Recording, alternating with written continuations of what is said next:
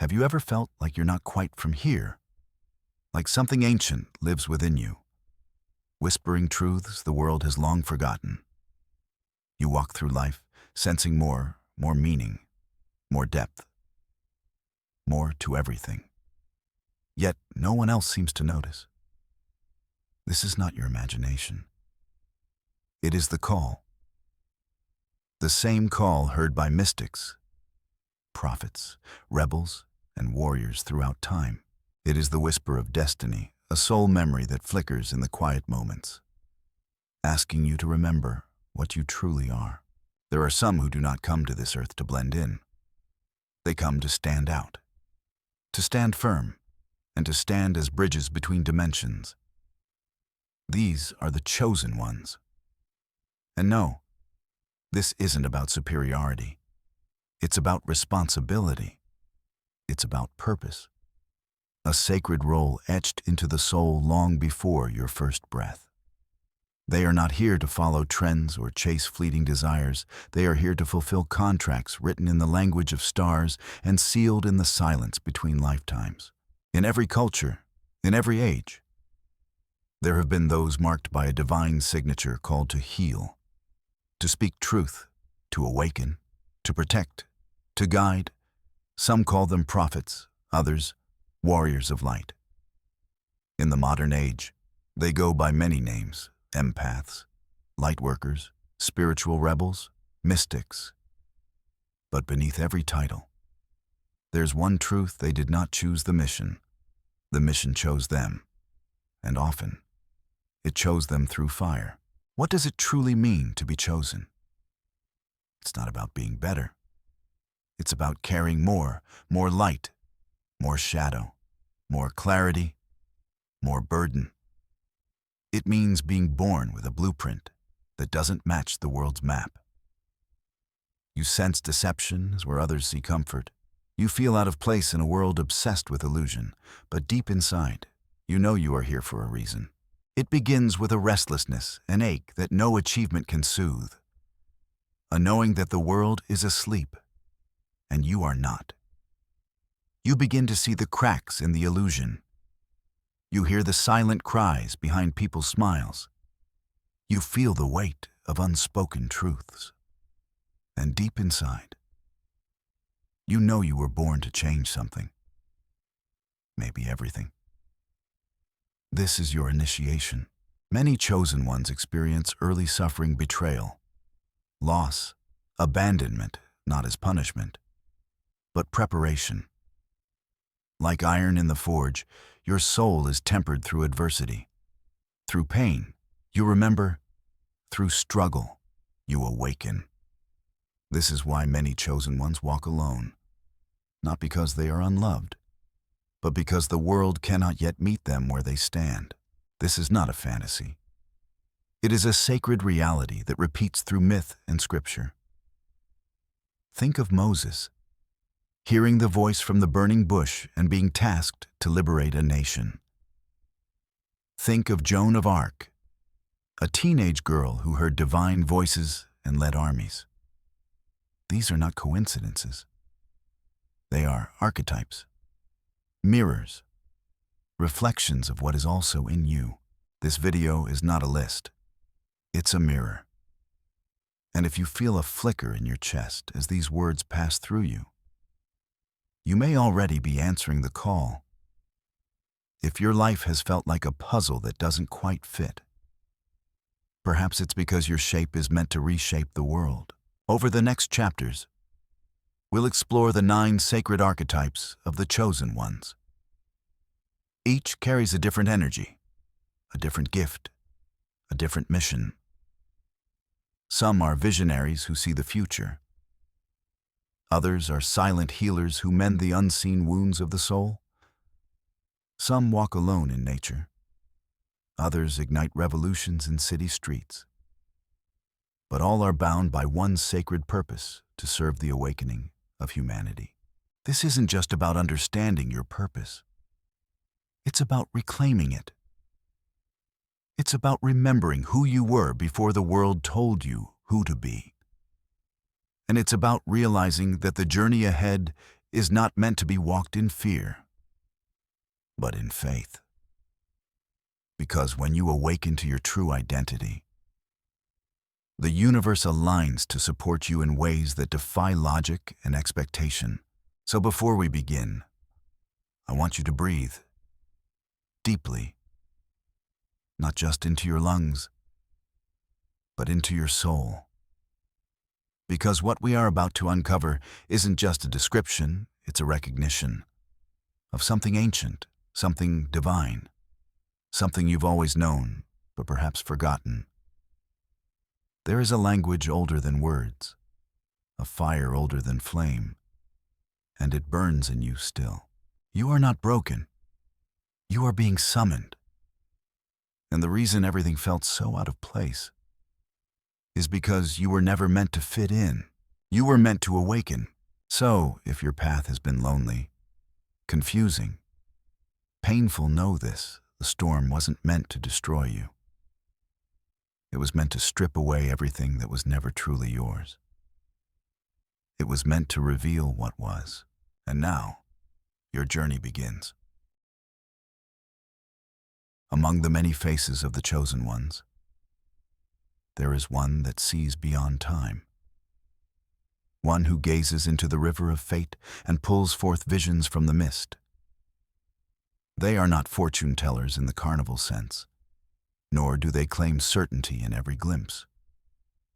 But when they speak, something ancient moves through them. This is the oracle, the seer, an archetype as old as humanity itself. Oracles are not born, they are remembered. Across cultures, the role of the seer has always been revered, feared, and often misunderstood. In the ancient temples of Delphi, the oracle of Apollo would breathe sacred fumes and utter cryptic prophecies that shaped empires. In the highlands of the Andes, shamans read coca leaves and smoke signals to reveal the soul's path. And in our modern cities, oracles walk among us cloaked in silence, speaking only when the moment demands it.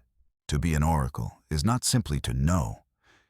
It is to feel, to ache with the weight of unseen truths. They do not just predict events. They hold the vibration of potential futures. Sometimes these come in dreams that shake them awake. Sometimes in flashes of déjà vu so vivid it stops time.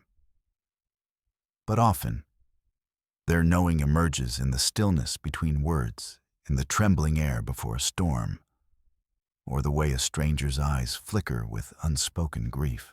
Oracles speak a language the soul remembers, but the mind often resists.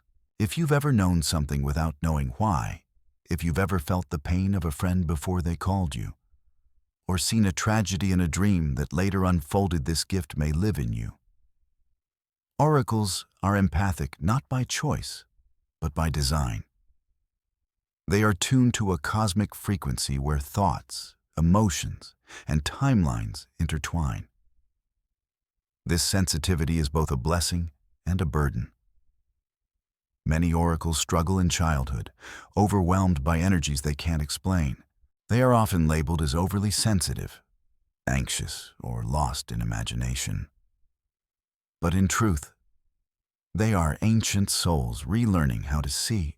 Oracles carry what I call the triple C gift: clairvoyance, clairaudience, and clairsentience, the ability to see, hear, and feel what lies beyond the veil. They are guided not by logic, but by resonance. When an oracle enters a room, the energy shifts. People sense it, even if they can't name it. Some are drawn to them. Others feel intimidated, exposed. This is because oracles are mirrors. They reflect back the truth we try to hide, even from ourselves. In moments of uncertainty, people seek out the oracle not just for answers, but for grounding, for truth, for spiritual orientation. In this way, oracles serve as both compass and candle. They don't just tell you where to go, they remind you why you're going. Let me share a story. In the midst of the Second World War, there lived a French woman known only as She lived quietly in the countryside, tending her garden and reading scriptures by candlelight. But neighbors began to whisper that strange things happened around her. She would warn people not to take a certain road, and days later, that road would be bombed. She told a grieving mother her son was alive before news from the front arrived. People began to call her a witch, but others called her a miracle. Decades later, her journals were found filled with visions, dates, and symbols she never shared aloud. M was an oracle, unrecognized, but undeniably called. This is the life of many oracles, anonymous prophets walking in plain sight. They don't always wear robes or sit on mountaintops. They might be your neighbor, your child, you. What defines an oracle is not ritual, but resonance. They are receivers of divine frequencies. And like any sacred instrument, they must be tuned through solitude, surrender, and trust. Oracles often isolate not because they dislike people, but because they need space to hear the divine. In solitude, they access realms that are deafened by noise. They journal, meditate, dream, and observe. They may speak little, but when they do, it echoes. Their words are spells carefully chosen, deeply rooted, and often prophetic. But the oracle's journey is not easy. Seeing what others cannot can feel like a curse. They see betrayal before it unfolds. They sense darkness behind friendly smiles. They know when someone is lying, even to themselves. This can lead to loneliness, skepticism, and self-doubt. The world often calls them paranoid. But in time, oracles learn it is not paranoia. It is perception. The challenge for every oracle is discernment. Not every vision is literal. Not every feeling is truth. The oracle must learn to distinguish between divine messages and personal fears, between intuition and interference.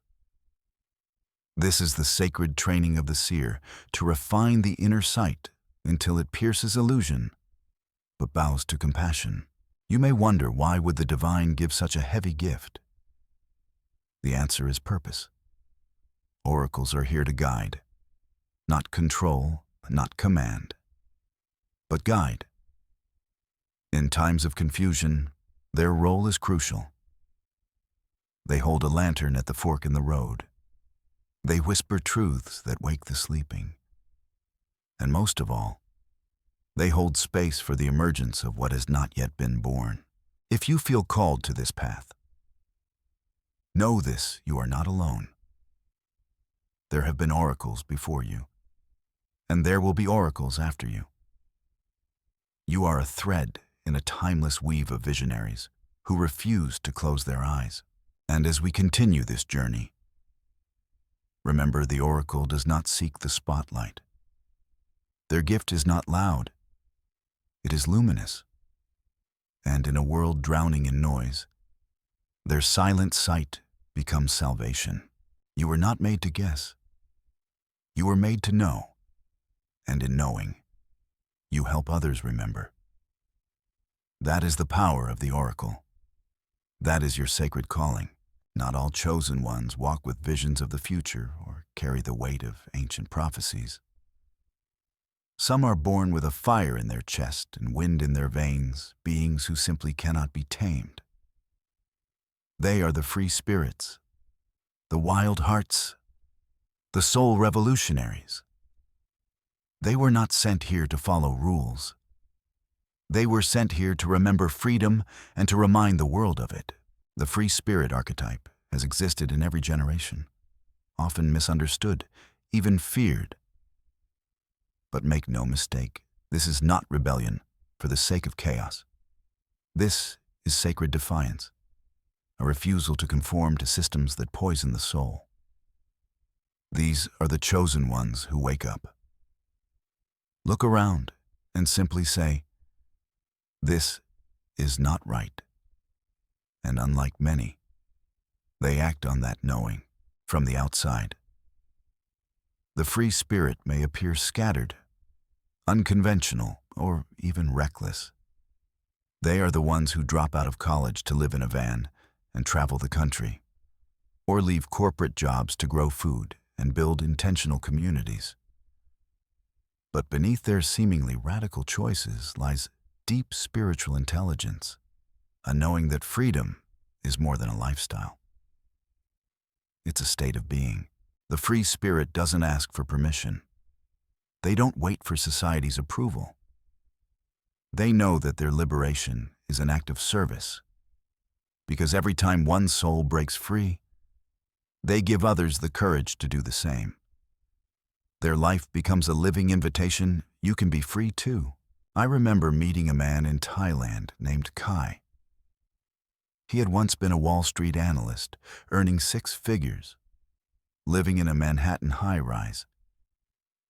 But one day, after a panic attack in the middle of a strategy meeting, he walked out and never returned. He bought a one-way ticket to Chiang Mai, and for the past 10 years, he's lived simply teaching meditation, rescuing animals, and living on less than what he used to spend on coffee each week. Kai's eyes were alive.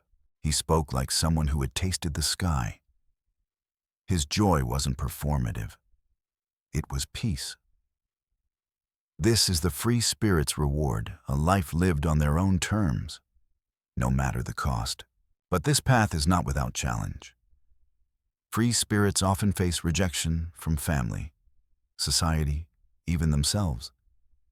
Because when you refuse to fit into boxes, you become a threat to those who do. People may call them lost, irresponsible, dreamers. But the truth is, free spirits are the ones who remind us that most of what we call normal is actually deeply unnatural. They are the modern shamans, wandering mystics, digital nomads, and barefoot philosophers. They often live on the edge of the world geographically, socially, ideologically. But from that edge, they gain a panoramic view. They see the patterns others miss. They see where the system breaks people. They see where the soul cries for more. This archetype is deeply connected to the root energy of the planet. They are drawn to nature, to movement, to expression, dance, travel, music, and art are their forms of prayer. Their spiritual path is not asceticism, it is aliveness. Every sunrise is a sermon, every ocean wave, a reminder. They don't need temples to find the divine. They carry the sacred in their breath, but don't confuse their lightness for lack of depth. Free spirits have known pain. Often, it is pain that first pushes them to break away. They are the black sheep, the ones who never quite fit in, the children who asked why one too many times. Their awakening was not smooth, it was violent. But in the rubble of who they were told to be, they found who they truly are. The great mystic Rumi once said, "Why do you stay in prison when the door is so wide open?" The free spirit lives by this wisdom. They are not immune to fear, but they choose love anyway. They are not immune to uncertainty, but they choose the unknown over the unbearable. If you resonate with this archetype, know that your desire for freedom is not selfish. It is sacred. You are not here to fit in. You are here to break the mold. And yes, it will cost you comfort, approval, familiarity. But in return, you receive something priceless: sovereignty, integrity, breath, and the power to remind others that they too can be free. The free spirit doesn't ask, "What do I need to do to be accepted?" They ask, "What must I release to be authentic?" And in that question, they become revolutionaries, not through protest, but through presence.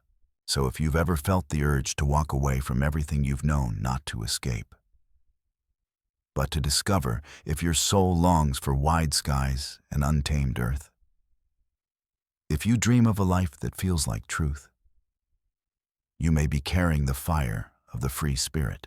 Let it burn. Let it guide you. Let it free you. And let your freedom be a lighthouse for those still lost in the fog. Because in a world built on cages, nothing is more radical than a soul that flies. In a world dressed in illusions, where half-truths parade as wisdom and silence is often mistaken for peace, there walks a rare and powerful archetype, the truth teller. These chosen ones were not sent to soothe the world with pleasantries. They were born to disrupt, to reveal, to illuminate the shadows with the piercing light of what is real. The truth teller speaks even when their voice shakes. They tell it straight even when it costs them everything. You won't find them hiding behind masks or softening their words for comfort's sake. They are fire wrapped in skin, and every word they release carries the weight of ancient oaths and spiritual obligation. Truth tellers often find themselves in rooms where everyone knows something is wrong, but no one is brave enough to say it. That's when they rise. It's not about ego or proving a point. It's about a compulsion, an inner demand, to call things as they are. This is not a choice for them. It's a soul contract. From ancient prophets like Jeremiah, who stood alone against kings, to modern whistleblowers who risk careers and safety, the truth teller's path is often lonely, but it is never in vain. They carry the frequency of transformation. For truth raw, unfiltered, inconvenient truth is what cracks the shell of illusion and awakens a sleeping world. Many truth tellers awaken early in life, often because they were raised in environments full of contradictions. They saw adults say one thing and do another. They felt the tension between spoken words and unspoken energies. As children, they asked hard questions. Why do we pretend? Why does no one say what they feel? Why is the truth so dangerous? And instead of being answered, they were often punished, told to stay quiet, to play along, to be nice. But truth tellers are not built for compliance. They're built for clarity. And though they may try for years to dim themselves, eventually the truth within becomes louder than the world around them. You can spot a truth teller not just by what they say, but by what they cannot tolerate. Injustice, hypocrisy, manipulation. They are allergic to fakeness. They recoil from deceit like it burns their skin. Even in silence, their presence demands honesty. People feel it. Some are drawn to it. Others are terrified by it. But no one ignores it. Truth tellers are often misunderstood. They're called harsh, intense, too much. But those who've experienced the healing power of their words know better. A truth teller doesn't just expose wounds, they guide you to clean them. They don't destroy for the sake of drama. They dismantle illusions so that truth can breathe. I once met a woman named Alara who embodied this archetype so purely it was almost otherworldly. She had a soft voice, but words like thunder. She worked in trauma recovery, helping people reclaim their voice after years of suppression. She told one client, "You don't need permission to be whole." That one sentence broke through years of silence. Alara wasn't quoting psychology textbooks. She was channeling lifetimes of wisdom. That's what truth tellers do. They speak to the soul, not just the surface. The path of the truth teller is not safe. Telling the truth rarely is. They lose friends. They trigger systems. They become outcasts. But they are also the reason revolutions start. Movements shift. Healing happens. Their courage opens locked doors, not just for themselves, but for everyone watching. In the spiritual sense, truth tellers are alchemical. Their words transmute. Their presence purifies. They remind us that while love may be the highest vibration, truth is its foundation. There can be no authentic love without truth, no real peace without honesty, no liberation without confrontation. But let's be clear, truth is not cruelty. A true truth-teller knows how to wield honesty with compassion. They do not speak to wound, but to awaken. They do not weaponize truth, but offer it as medicine, sometimes bitter, but always cleansing.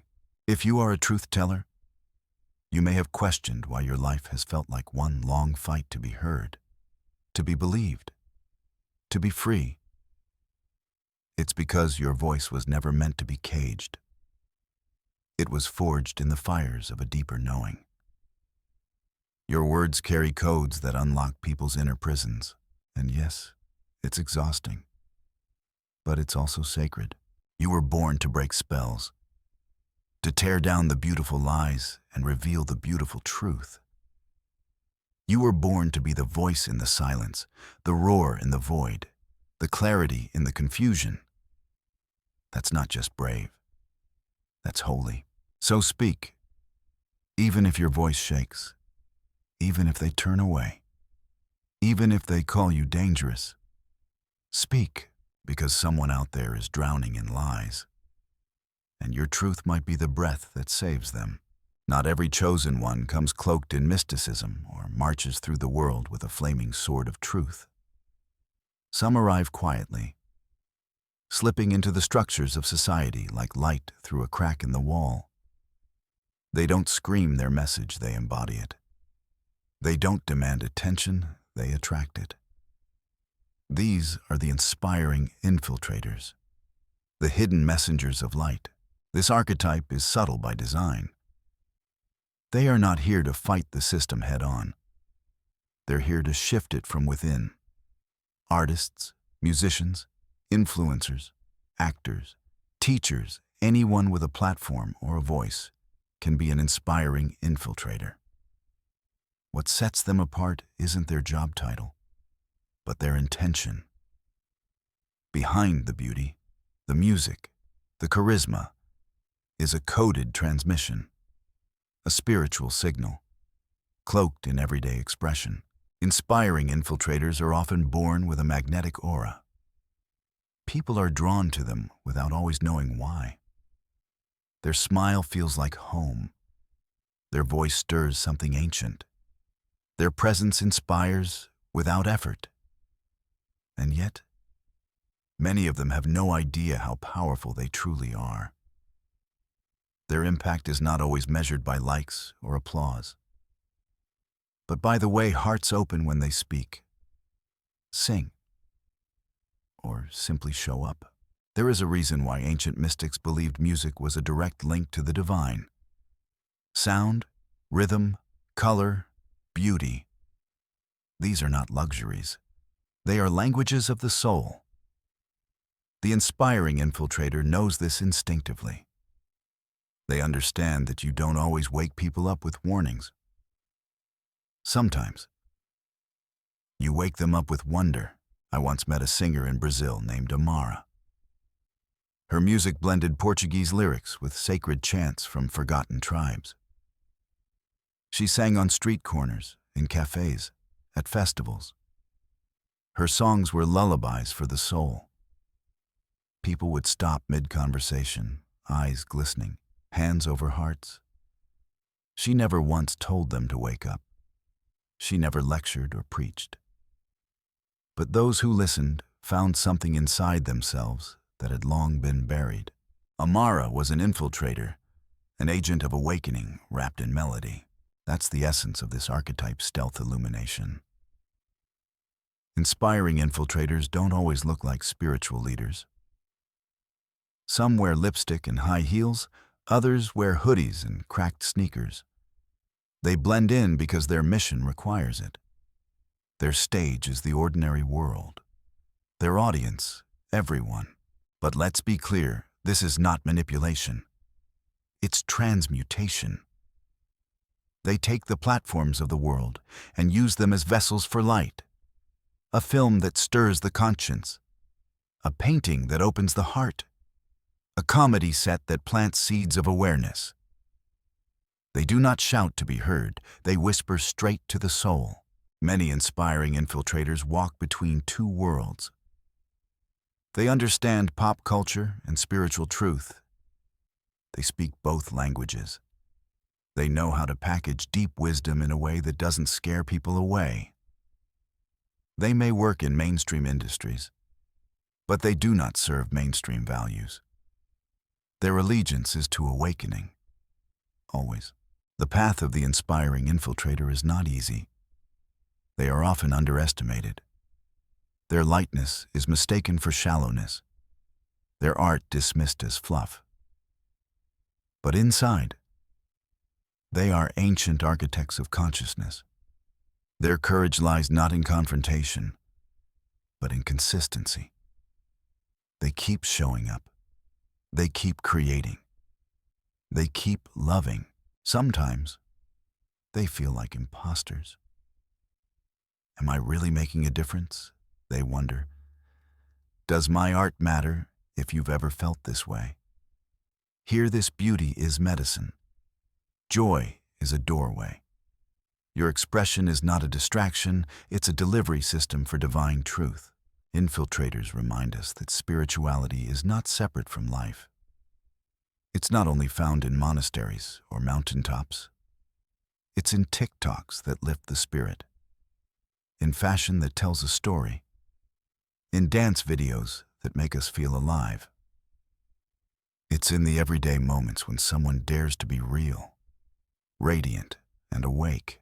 If you feel called to create, to inspire, to shine even when the world tells you it's silly, superficial, or strange, this archetype may live in you.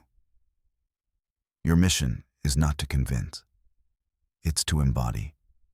Be the art. Be the light. Be the invitation.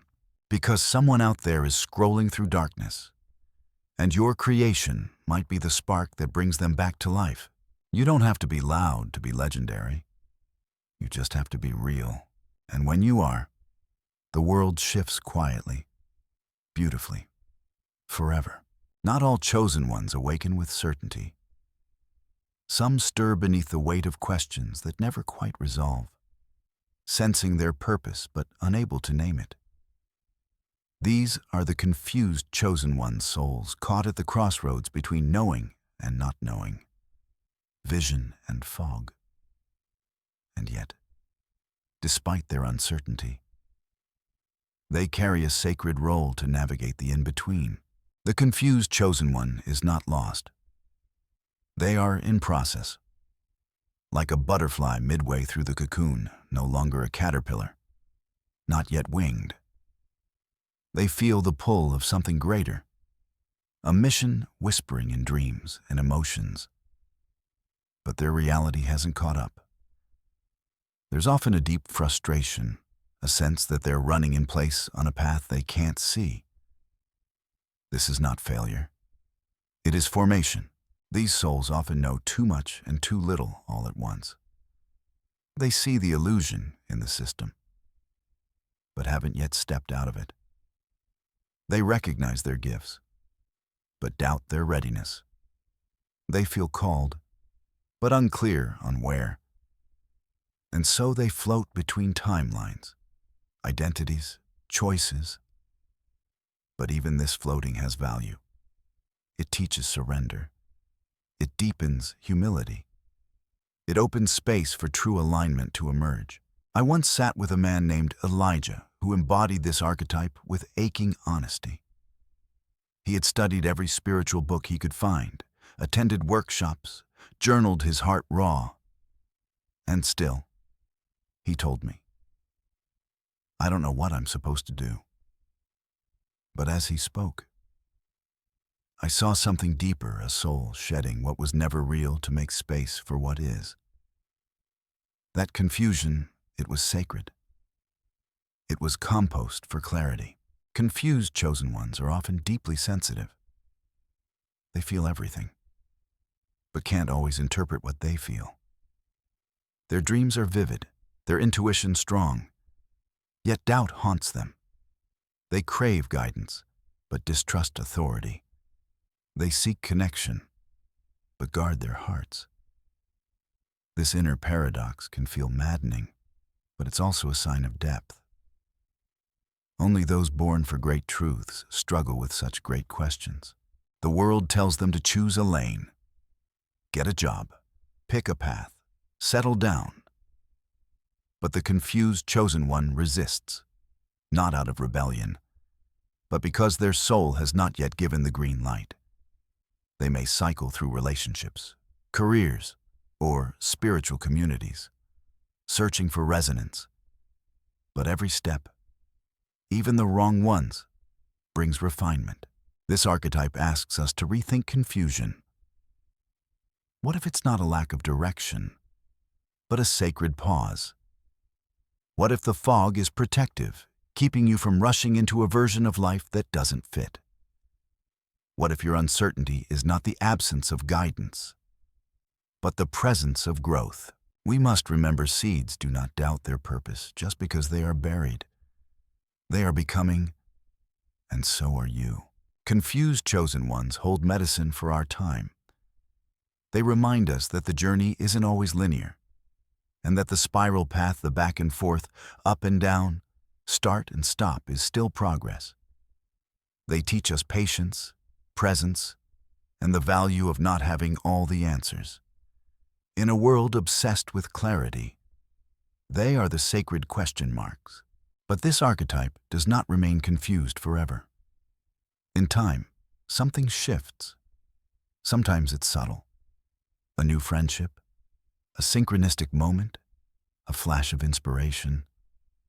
The fog begins to lift. The path becomes visible not all at once, but in pieces, like stars blinking on in a night sky. The truth reveals itself step by sacred step. And when that happens, the former confusion becomes their strength. Because they've wandered, they can guide others. Because they've doubted, they speak with compassion. Because they've questioned, they understand the complexity of awakening. Their journey becomes a map for others still lost in the fog. So if you find yourself in this space between what was and what will be, take heart. You are not broken. You are becoming. Your confusion is not weakness. It is preparation. Trust the silence. Trust the ache. Trust the part of you that still believes, even when nothing makes sense. You don't need to have it all figured out. You just need to keep listening, because in the stillness, something ancient stirs. And soon, in the hush you'll remember why you came. In the silence of mountaintops, there exists a sacred presence still, watchful and deep. This is the Hermit, one of the most misunderstood yet powerful archetypes of the chosen ones. They are not here to lead armies or ignite revolutions in the streets. They are here to hold the vibration of stillness, to anchor divine frequency in a noisy world. The Hermit is the keeper of sacred solitude. Unlike the oracle or the truth teller, the Hermit does not always use words. Their language is presence. Their temple is nature. Their practice is listening. They walk barefoot across landscapes seen and unseen, tuning their soul to the rhythm of the cosmos. And though they may appear isolated, they are never alone. For the Hermit is deeply entwined with the divine, from the monks of Tibet to the mystics of the Egyptian deserts. The Hermit has always existed. In every era, they retreat not to escape, but to remember. In stillness, they hear the voice of truth. In solitude, they confront the illusions of the ego. while the world runs in circles. The hermit sits beneath a tree and simply breathes. And in that breath, universes align. Hermits are often highly empathic. Crowded rooms feel like storms. Small talk feels like noise. They crave the depth that only silence offers. This doesn't mean they don't love people. It means they love truth more. In solitude, they recharge. They commune with spirit. They unravel the tangled threads of the world's chaos and weave them into insight. Many hermits awaken after a dark night of the soul. A loss, a betrayal, an illness, something drives them inward. But once inside, they discover a hidden sanctuary, a well of peace that the outer world could never give. And from this place of stillness, they begin to glow. They become lighthouses, not because they chase the lost, but because their stillness calls the lost home. I once met an old woman in Northern California who lived in a cabin with no electricity. Her days were spent in silence, gardening, praying, meditating. People from all over came to sit with her, not for answers, but for energy. She rarely spoke, but when she did, her words carried the weight of worlds. She had become a hermit, and through her solitude, she became sacred space itself. Hermits are not lazy or passive. They are warriors of the inward path. They do the deep work that others avoid. Shadow work, inner child healing, ancestral clearing. They confront the monsters in the subconscious and come back with maps of liberation. Their silence is not empty. It is full of unseen battles fought and won. This archetype is vital in our time. In an age of overstimulation and endless distraction, the hermit reminds us to return, to unplug, to pause. They are the antidote to burnout, the medicine for meaninglessness. In their stillness, we remember who we are. Yet, the hermit's path can be lonely, misunderstood. People may say they've withdrawn, that they're antisocial or strange. But solitude is not loneliness. It is alignment. The hermit knows that to truly serve the collective, one must first meet themselves in wholeness. They model self-containment, spiritual maturity, and the art of being without needing to perform. If you resonate with this archetype, you may find yourself craving time in nature, silence, and simplicity. You may feel overwhelmed by constant noise or drained by too much social interaction. These are not flaws. These are signs. Signs that your soul speaks in whispers, not shouts. That your power is inward, not outward. Hermits are the ones who bless the world not through noise, but through vibration. They walk slowly, speak rarely, but radiate presence. They are portals, thresholds, bridges between the seen and unseen. And while others may race to change the world, the hermit reminds us that the real revolution begins within.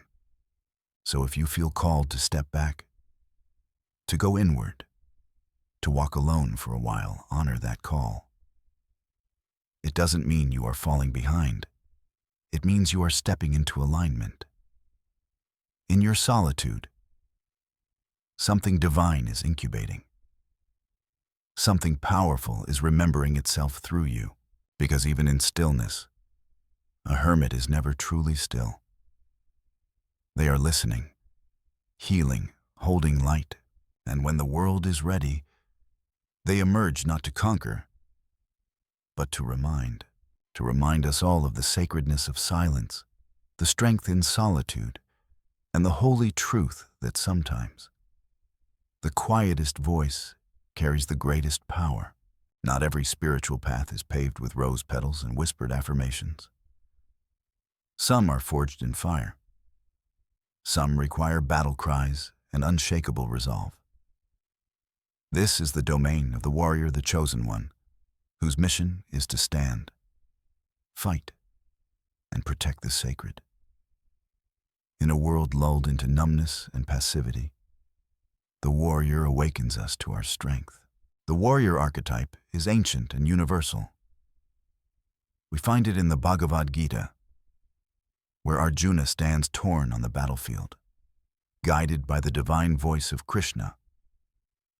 We see it in Joan of Arc, a teenage girl who rose to lead armies not with brute force, but divine conviction. We hear it in the stories of Archangel Michael, sword raised against darkness. These figures are not violent for the sake of destruction. They fight to restore balance. They defend what is holy. The modern spiritual warrior may not wield a sword or march with troops, but their battles are no less real. They confront lies with truth. They challenge systems of control. They speak when silence would be safer. Their life is one of constant vigilance, not from fear, but from love. They love too fiercely to let darkness win. Many warriors are born into adversity. Childhood trauma, social injustice, or experiences of deep betrayal often mark their path. But rather than be crushed, they rise. They alchemize pain into purpose. Every scar becomes a symbol of resilience, or every loss, a lesson in power. Warriors are not fearless. They are forged through fear. You'll recognize a warrior by their eyes. There's a fire there, a clarity, a presence. They do not flinch. They do not bow to deception. They walk with purpose, even when the road is steep. They may stand alone, but they never stand down. Warriors are often misunderstood, called aggressive, intense, too much. But beneath that intensity lies a deep well of love. They fight not because they hate, but because they care, deeply, profoundly. They can't look away when injustice rises. They cannot remain neutral in the face of harm. For the warrior, silence is complicity. There is an inner code that governs the warrior's life, a sense of honor, integrity, and spiritual duty. They do not chase conflict, but they will never abandon the battlefield of truth. And this battlefield, in modern times, is psychological, energetic, digital, and emotional. Warriors challenge narratives. They protect the vulnerable. They hold the line when others retreat. I once knew a man named Solomon, a social worker in the roughest parts of the city. Every day, he stood in courtrooms, schools, and shelters advocating for kids no one else would. He had no weapons, just his voice and his presence. But in every space he entered, things shifted. People listened. Change happened. Solomon was a warrior, quiet, relentless, unwavering. But even warriors get weary. Their strength is great, but they are not machines. That's why spiritual practice is vital. Meditation, grounding, sacred rest. These are not luxuries, they are survival tools. The warrior must learn when to fight and when to retreat, when to roar and when to breathe. If you resonate with this archetype, know that your fire is not a flaw. It is a gift. Your intensity is not too much. It is medicine for a world addicted to numbness. You are here to remind people of their power, to awaken the sleeping, to protect the sacred. You may feel exhausted at times, lonely, misunderstood. But the path you walk is holy. You were not made for comfort, you were made for truth. And in your truth, others remember their own. The warrior does not seek war. They seek peace, but they understand that peace must be defended. Not through domination, but through presence, through courage, through the willingness to stand when it matters most. So stand tall, stand grounded, stand true. Because when the warrior stands, the world remembers what it means to rise. When the soul is weary, when the body cries for balance, and when the spirit feels fragmented, there arrives the gentle force of the healer. Among all the chosen archetypes, the healer is the one who carries restoration in their very presence. They mend not only bones and cells, but beliefs and energies. They are the sacred balancers, the restorers of harmony between the physical and the divine. To be a healer is to walk between worlds, the tangible and the unseen, the clinical and the mystical. They may wear white coats or be barefoot in gardens. Some hold degrees in medicine or nutrition. Others hold knowledge passed down through generations, dreams, or spirit guides. The method varies, but the mission is the same: to help others remember how to return to wholeness. The healer does not see symptoms. They see stories. They look at disease and ask, what is the body trying to say? And they listen not only to words, but to vibration. They feel into the grief behind chronic pain, the suppression behind digestive issues, the ancestral echoes behind fatigue. For them, nothing is just physical. Every ailment is a message, every imbalance an invitation to return to truth. In many traditions, food is medicine, and the healer knows this deeply. They understand that what we consume is not just nutrients, but energy, information, and intention. Whether it's choosing living foods, growing herbs, or preparing meals with sacred care, the healer infuses nourishment with reverence. A bowl of fruit becomes an offering, a green juice, a prayer. But their work doesn't stop at diet. Movement, breath, sound, touch, emotions, all are part of their healing toolkit. They may guide yoga, Reiki, breathwork, or trauma release. They may lead ceremonies or simply sit beside someone in silence, offering presence instead of prescriptions. The power of a true healer is not in what they do, it's in what they are. Their field is coherent, their energy magnetic. People feel better just being around them. Healers often come into their gifts through pain. Illness, loss, or a brush with death cracks them open.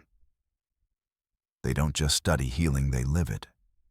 They've had to piece themselves back together, and in doing so, discovered a blueprint for helping others do the same.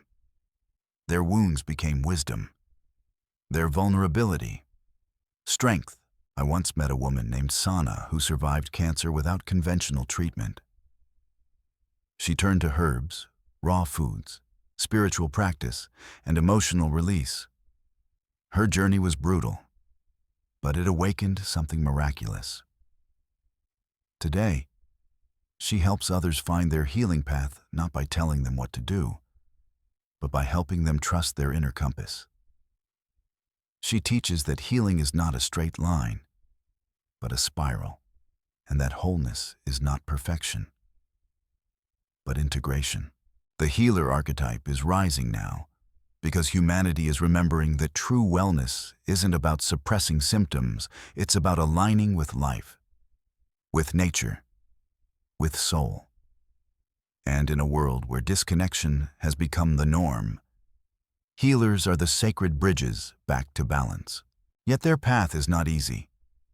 They absorb much. They feel deeply. Burnout is real. That's why self-care is not optional.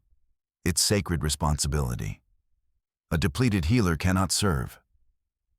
And so they must learn the art of boundaries, of receiving, of nourishing themselves as generously as they nourish others. If you resonate with this archetype, you may feel drawn to wellness, herbs, energy work, or simply helping others feel safe in their own skin. You may have a deep connection with plants, animals, or the elements. You may notice that people open up around you, or that your hands tingle with energy. These are not coincidences. These are signs. Your presence is medicine. Your intuition is diagnostic. Your heart is a temple.